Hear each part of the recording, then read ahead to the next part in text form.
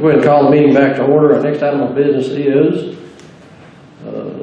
discuss an act on proposal from Gulf Coast Utility Services to provide utility bill reconciliation and recovery services to Trinity County. Mr. Clyde Bewley, correct? Correct. Here to give a presentation to the court on what he has to offer. I appreciate this opportunity. I do represent Gulf Coast Utility Services.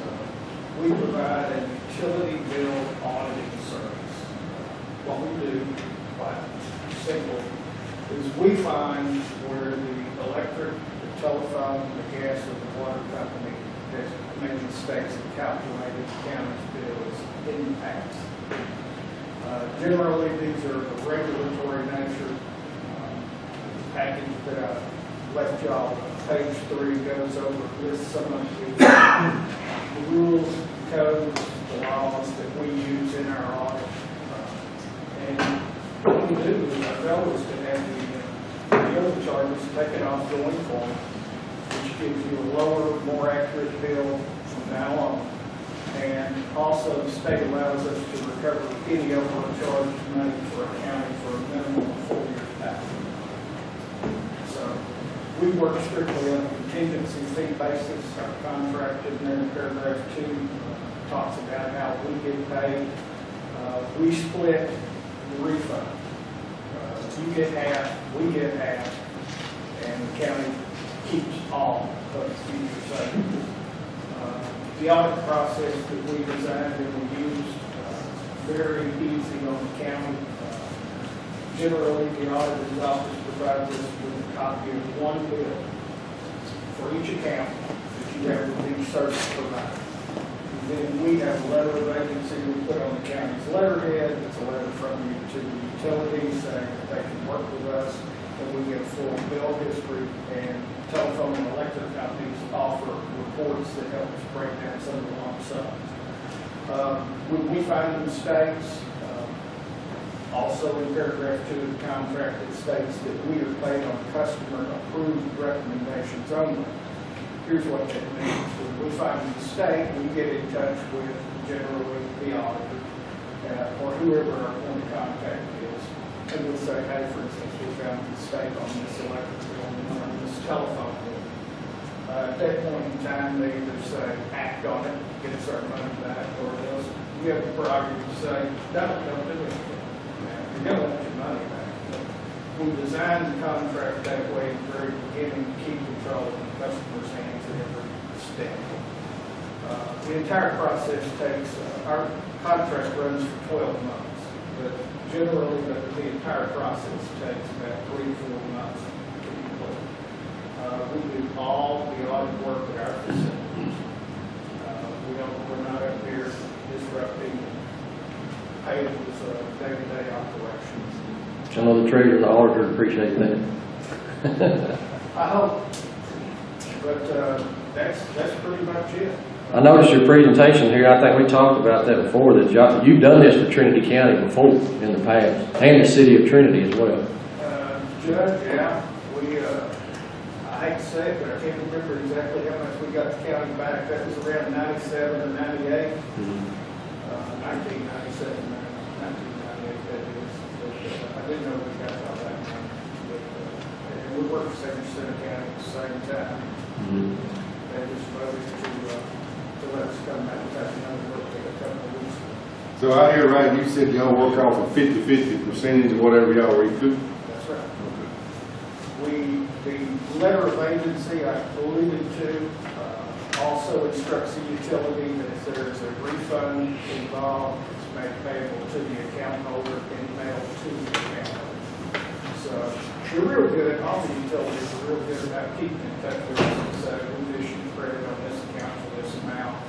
And they can anticipate a check for this exact amount.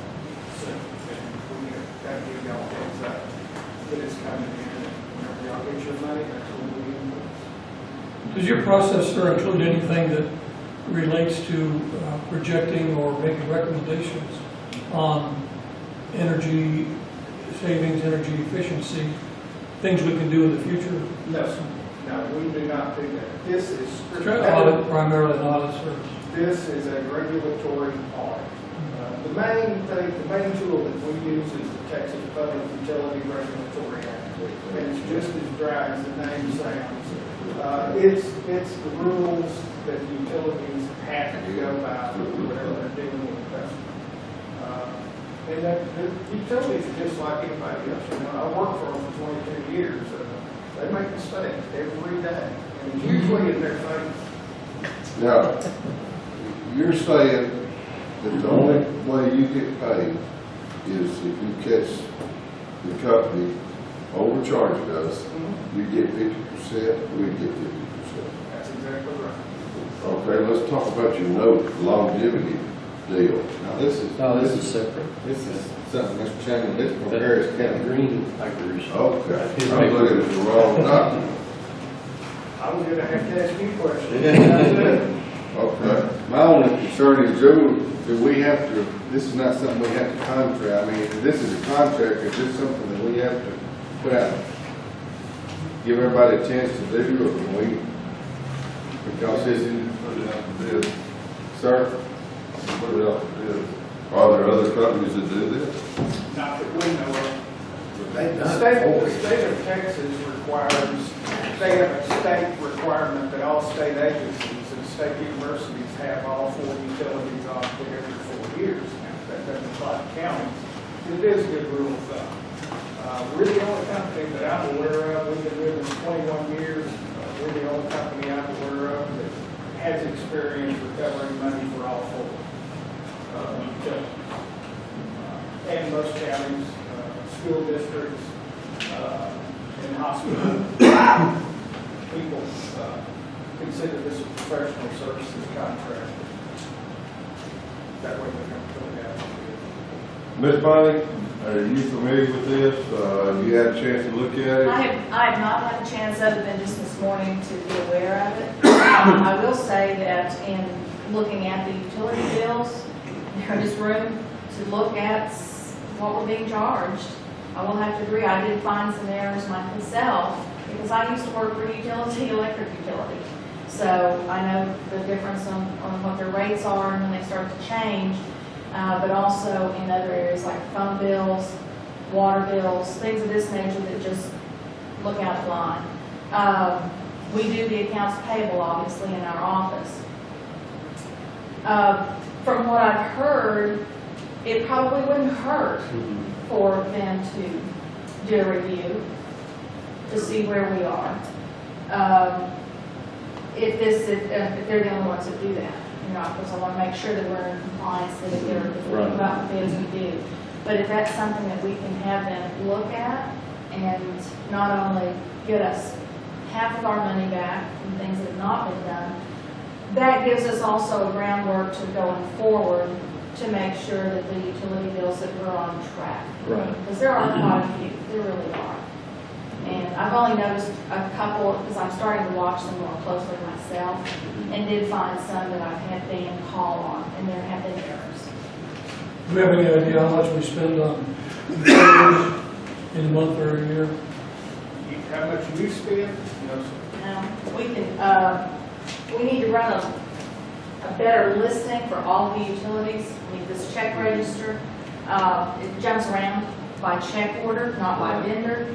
And we can run that, we should be able to. Our software is not set up to run some of these like we do. But that, we should be able to get a ballpark figure, obviously. I mean, we can. I mean, we can just look on the system and see what we paid to Windstream, what we paid to, you know, the different utility companies. We can do that. But you haven't done a problem with it. I don't see a problem. Okay. No. I noticed- I know. I noticed the city of Princeton Yes.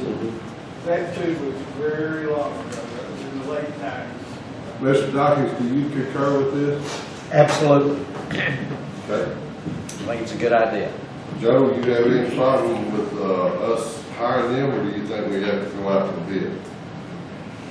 I don't think there's no anybody that's submitted it. I don't know, it's wrong. Like I said, it's professional services, so that does exclude. I make a motion, we approve it with Gulf Coast Utility Service. Have a motion by Commissioner Smith, seconded by Commissioner Brown. Any discussion? Not all those in favor signify by saying aye. Those opposed? Hearing none, motion passes. Thank you, Mr. Bewley. We'll let them do the contract and work on that, and you know. Okay. All right, very good. Just copy of the letter of agency. Just imagine that on your All webpage. right. It's, that's how we How you can do tell that. you to work with. Thank y'all very much. Thank you. We hope we can do y'all some good. Save us some money. Well, I just want to add one thing. When we do find money and we get you a refund back, if the payables office is interested in knowing how to police that, what it looks like, what it's called, we don't have a problem with sharing it. Okay. Because ideally, we get around to each client that we have gotten money back for about every 5 years.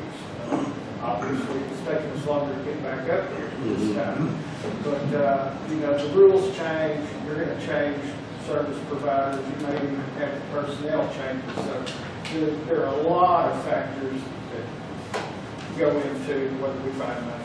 Okay, very good. I'll contact, well, whenever he gets done. I'll send you that. I'll just have your number, so I can get it. Our next item of business is discuss an act on open carry law and possible policy to be implemented in all Trinity County business. We've been kicking this can around and hopefully we get it put to bed today. I know that the law is set up right now, correct me if I'm wrong, Mr. Bell, that all offices associated with the courts are currently, firearms are banned from the courtrooms and offices associated with the courts. Well, it doesn't use the word courtroom anymore, so if the court is convening somewhere other than the courtroom, it's covered. Okay. Premises of any government court or the offices utilized by the court. That's what the statute says. I think our hang-up with it has been in the past about whether to ban from the whole building, including hallways and things of that sort. Well, as I repeat from last court meeting, what I understand is coming down the pipe is, first of all, we've got to get a finding from the judges, a judge or more, that them areas are tied to the courtrooms and deemed unsafe for their courtrooms, and then commissioners can adopt a policy upon their findings. There's times on my court where we have witnesses or defendants or whoever, staying out in hallways and things. When the court's in session, the second floor is pretty well packed. Right. It's, you can argue when the courts are in session that area should be restricted. It's the offices that are not being utilized in the court. As I said before, I can go down the road and say, this office, this office, this office. Yes, no, and maybe. I can't say absolutely on some offices. I can say, I said, this room is doubly covered. It's covered as a courtroom because it's also used as a courtroom. I sat JP court and county court and associate district court in this room. It's also a public commission's courtroom. The Constitution Commission's Court is a court, and it's also covered under the Open Meeting Act, which is a different rule than guns. So this room is bigger. There's an office across the hall. Put it, absolutely, no question about it. And if you're going back and forth across the hall between these two places, you can argue that that area should be secure also. But there are other offices which clearly are not covered, because they're not being utilized by the courts. Name them. Tax office. It is not utilized by the court. The one across the street, the one across there, and the one in Trinity. They're not covered.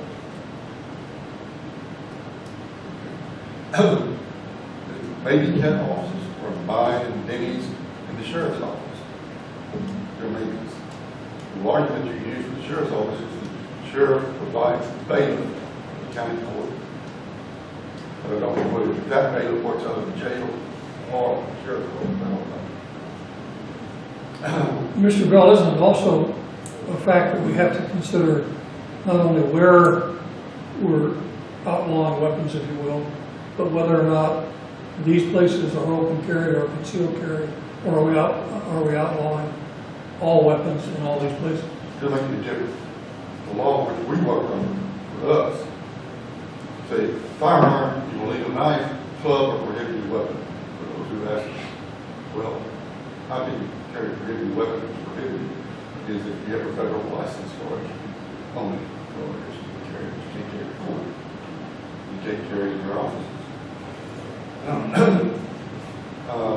What bothers me is, I don't know, Allison's not paying attention to this, or you think she will work around on it, is that there's what's called a preemption statute, which says counties cannot regulate firearms, except in very specific areas, and this is not one of them. This is area that the state says, we're going to regulate it here, and we're going to say you can't carry it, and go to court, or leave it in our offices. Now, It's just interesting to me that when you go to the capital of our state, in Austin, if you are carrying a concealed weapon, you can go through a special line. You actually get through security faster, and you can carry concealed weapons all over our state capital. And you can't do it in county courts. well, you want to know one really funny one? Is, I think they can ban them from carrying guns to Trinity Hospital, because it's under one statute, but you can't ban them from the psychiatric hospitals. You talking in other counties, they acted on this? They've acted in this, not banning from the hallways and things, public access, egress, I guess you'd say, but the courtrooms and any offices associated with the courts, they They're have. still letting them bring them in the buildings and all. Now, I will tell you, I've talked to the guy in Sabine County, he's the one that's being sued, or he has a complaint filed, and he's the sued. He is confident that he's got it covered because all the officers in his building, these are court related. He says, and listen, and then he said the DA's office, the county attorney's office, and I said, well, that's not even. But I talked to the county attorney in Travis County, and they have their metal detectors always been at the front door. You come in the front door, you gotta go through their metal detectors. And he says, all their courts and their court offices are on the second, third, and fourth above it. He says his office is on the first floor. And some other offices, not court offices, are on the first floor. He says he was thinking that we're gonna have to move all our metal detectors to the elevators. And do the check through there, so that people can go in the first floor. So that's where I'm coming from. Now,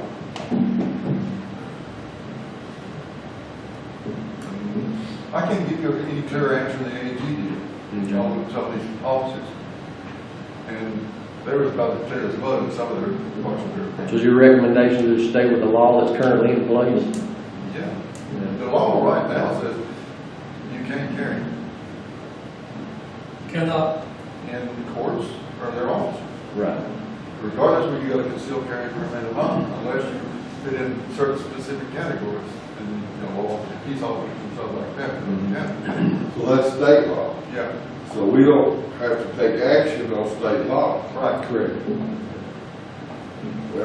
Well, I think we need to determine what the public's benefit, which of these offices is going to be open to carry. We've pretty much determined today that all the second floor is not, but the hallways and the restroom areas and the, you know, I don't know what else on the first floor other than Mr. Dawkins' office, and everything else is court related on the first floor. And the annex over there, and all of the buildings are his. Well, I've had, as I said, county attorney in Travis County, which is a pretty big county, they're not really gun friendly, Travis County. He said he didn't think his office was covered. Then he didn't like think his office was covered. And, you know, when you got down to the bottom line, this law is enforced by the district attorney and the district judges. It's a felony offense to carry it when he's supposed to.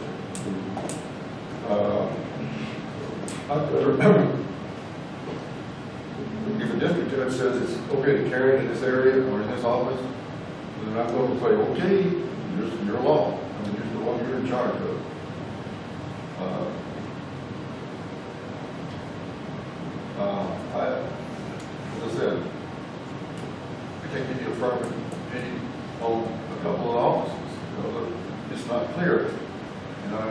wish I knew that we were gonna have this problem, because we didn't end up there talking to some of the idiots that were testifying and voting on this.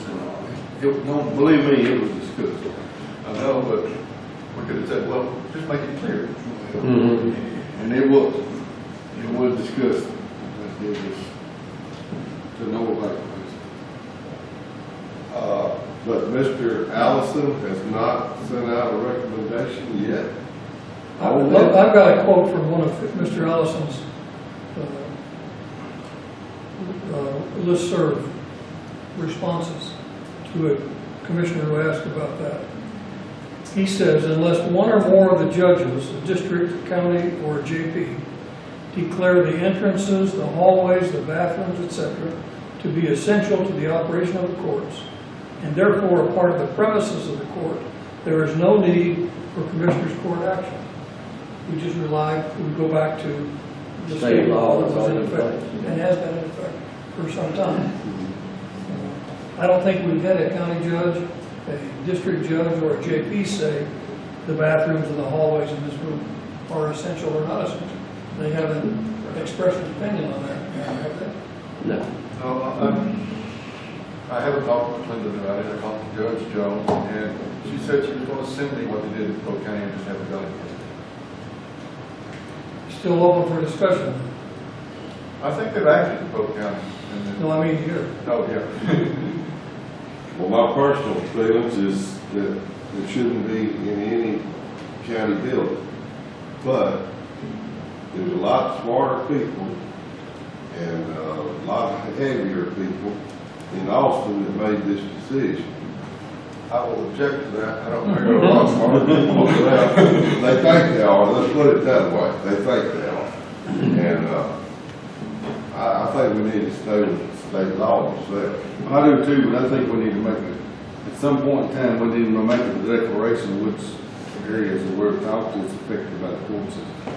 And that becomes, I guess, through the postings, is that what it will be? I mean, will we post going up the stairway, or as you get to the second floor, or what? Well, we put a sign that I did with JP's office in Trinity and here and Ford. We can just put that sign up on the landing up there. That the penal code posting, Yeah, 3607 and no, not 3607, no. 4603. okay. It's just, basically, you just says, you cannot take it to government charge or government office, not court office. So, that place up there, one thing that really worries me is when they march the prisoners up the stairway into that area up there, that bothers me. Well, they march around in these doors too, Joe. I know, but I think up that, down that, you march them up that door, and up that. Excuse me, is it not more bothersome for it to be open carry in those instances than it is So concealed? much more. There's a lot of temptation when you see something you want. If we decide to, order those signs, we need to make sure that we pull that memorandum up and get them the right size, the right shape, all that. No, we don't. No. Yeah, but those are for the 30, Right, for the penal the code. 3006, 3006, and 3007 signs. There are no such regulations for the others.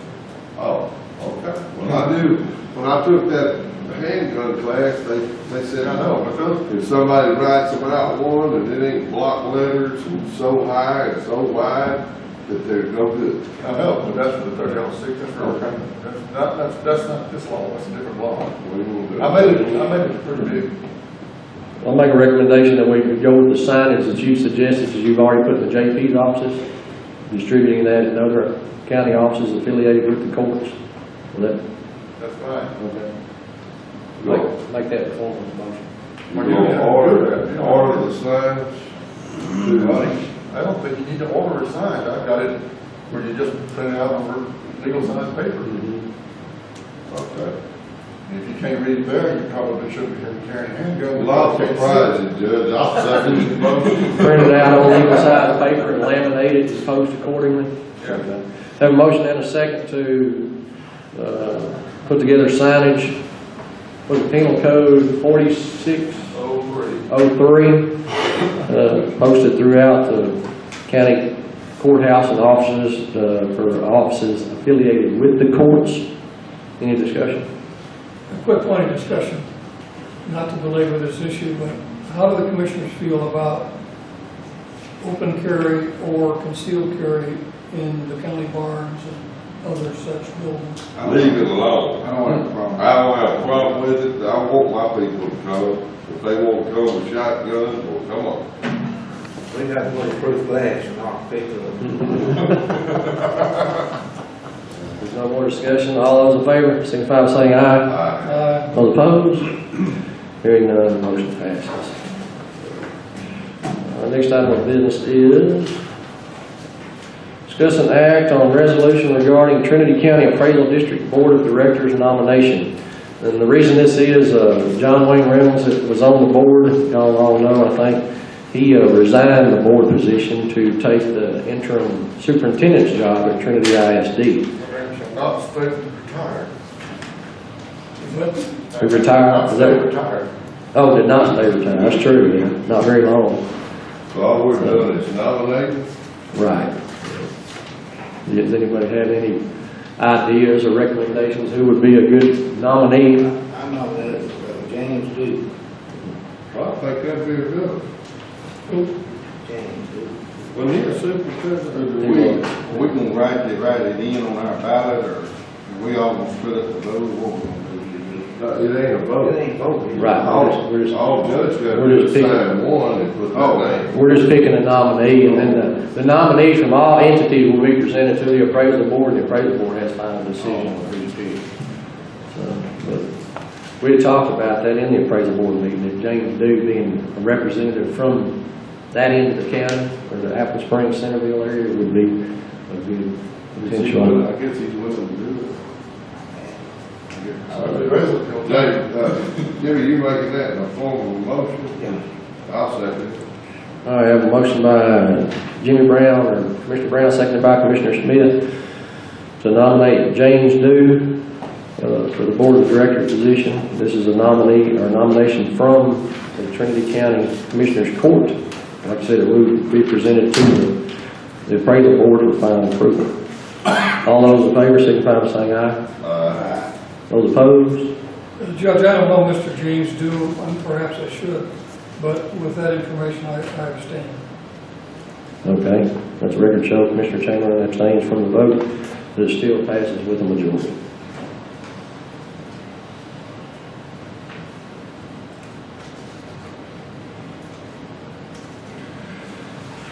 Next item of business is discuss an act on 2 seismic survey agreements with CGG Land and refer to letter for detailed information.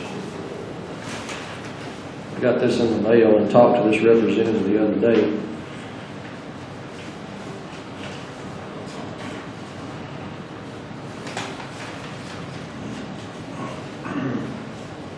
The first one is, as y'all can see there, shows total acreage of 6 acres and per acre fee of $15 for a total check of $89.97. I looked at that, and the only thing I can figure, actually it's not 6 acres if you get technical. If you go to Exhibit A, it shows a parcel of 1 acre, and then it shows a parcel of 4.998 acres. Okay. So I guess that's the explanation for the 3 cents off. You know, I read this, Judge, and I'm still confused though, and I don't understand what this is all about. I want to do a seismic survey, which means when I was younger, I don't know if they've changed anything enough, to go out, put a charge off the ground, and they get a reading on the seismograph, as to the structure underneath, and see if there's possible oil or gas or some other liquid down there underneath. Do they pay the county or the landowner for it? Well, this is county property. This is county property, that's why it's coming. Where before us. is it at? Actually, I think it's out there in your neck of the woods. Well, Well, they got something. Well, next question, does that go to precinct 3? Or do y'all want to share the wealth? Actually, I think it's Jimmy Brown's. Well, Yeah, it's gonna be. It's all $350. don't spend that $89 all in one place. 2781, but I'm not sure exactly what that is. We feel the pickup, but Maybe. Yeah, Up in the Pennington area? Yeah. Well, it ain't gonna hurt nothing to allow them to do it, is it? No, sir. I'll make a motion to approve. In addition, there's another one for total acre 224.60 acres, $15 per acre, which is $3,369. Now, that's why I wanted it. Is that in Jimmy's too? Yes, sir. Sorry. Jimmy, I'll vote for you, get it rich, get richer. this is, you can't say it. I have a motion the motion was by Me. Commissioner Smith, seconded by Commissioner Brown, to approve these seismic survey agreements. Any more discussion? Not all those in favor, signify by saying aye. All opposed? Hearing none, motion passes. Oh, the second check was basically wrong. Where's all that money go to? County? Yes, sir. General fund. Next item of business is discuss an act on authorizing the submission of a Texas Community Development Block Grant Program application to Texas Department of Agriculture for the Community Development Disaster Relief Fund, and authorizing the county judge to act as the county's executive officer and authorize a representative in all matters pertaining to the county's participation in the Texas Community Development Block Grant Disaster Relief Program. And what this is, as y'all know, we applied for a $350,000 grant last year. It was not awarded. February 1st became the renew time, so we're just putting our name back in the hat for a possible $350,000 grant funds to be awarded. So moved. Second. Have a motion by Commissioner Worsham, seconded by Commissioner Brown. Any discussion? Not all those in favor signify by saying aye. Those opposed? Hearing none, motion passes. Judge, let's back up just a second. Let's go back and talk about this, CGG. Now, that's $3,000 something if they pay us for that. Mm-hmm. And what I'd like to see is get Ms. Bonnie to set us up an account where we want to do work on one of these buildings or something that's not in the budget, then we could use that money. If it goes into your team, then you just let it go whichever way. It's not directed in any certain direction. Does that make sense? You talking about if it goes in the general fund? Yeah. I'd like for her to set up an account. If that money comes in, it's put into that account and can only be dispersed of with Commissioner's Court action. Such as a future building fund. Future building fund, revival. Capital project fund or something like that. So, But do we need action on that, or? well, we don't have it on the agenda, but, I mean, Well, you had it on there under, if we can amend that motion, it was discussion and action on it, and say, didn't we go, or did we need to put it on next month's? just to put it in the capital projects line or in the budget. I don't like the capital project. They fooled me on that last year with that $30,000 check, and then Woody got it all over there to build stairs and in the jail. And, that was earmarked for three projects. And it got eat up. So I want this earmarked for a building fund. I don't want it on capital outlay. Why couldn't it go on the reserve fund? I mean, any money that's pulled from the reserve fund has to come through Commissioner's Court for approval. Well, that's true, but if we had it in that separate account where it's a building fund, we'd know exactly where it was at all times. The reserve fund will do that also. Like I said, any money that's pulled from the reserve fund has to have Commissioner's Court approval before it can be tapped into. We can't vote on it right now, but we'll just put it on the next agenda. All right. Last item is, discuss an act on contract with Thomas Reuters regarding purchase of law books and updates of the law library. And this is, Sandra in my office handles this. You want to touch on it, Mr. Bell? Or- Well, she explained it to me, like she explained it to me. It's supposed to save us a little money buying this installments and quarterly blocks or whatever. Years ago, when I handled the law library, when we got something in, we invoiced it and paid it, it's good. She says this will save us some money paying a contractor, just update the law book as part of the service that we pay for. Is this the law books that's up in the law library? Yeah. That you deal with all the time? I don't anymore, that's the district judge's deal with them. They're the ones that utilize it most. Sometimes I go up there and use it, but I have my own law library. Sort of out of date, but the internet also provides me research. But we have to have a law library in place sometime because the inmates will run the risk, they'll be able to go to the law library and do it. And like Mr. Bell mentioned, this will save us a little bit of money doing this on a payment term instead of doing, when books come in, paying for books. And if we do it on a payment term, we could establish a little, I guess, a line of credit, and as books come in, that you apply that credit toward payment of those books. What line item is that in the budget? It's, the law library is a budget all its own. Yes, Yeah. there's money in there. It used to be, still is, as far as I know. Yes.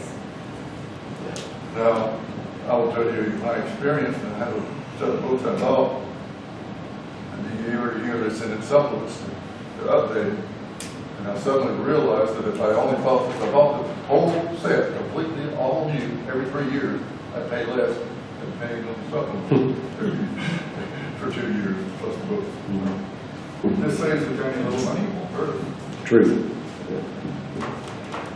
I make a motion we approve. Have a motion by Commissioner Chamberlain, seconded by Commissioner Worsham, to approve this contract, save a few dollars with Thomas Reuters regarding purchase of law books. Any discussion or more discussion? Not, all those in favor signify by saying aye. Those opposed? Hearing none, motion passes. Entertain a motion to adjourn. So moved. Motion by Commissioner Smith, second by Commissioner Chamberlain. All in favor? Aye. Stand adjourned.